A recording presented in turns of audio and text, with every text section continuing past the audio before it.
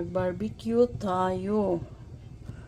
Yan. Tapos, yung sauce niyan, ito, pakuluin natin, lagyan ng ketchup at Sprite hanggang maglapot. Yun ang ipamahid natin mamaya dito. Ayan. 3 lang hiwa ang inano ko.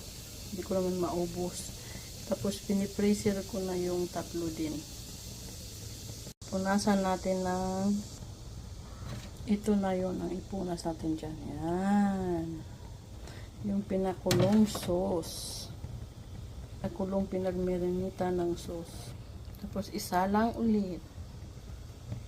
Ayan. Sinong nakatikim ng barbecue ko nung umuwi ako sa Pinamnuan? Ito yun. Ang ating barbecue.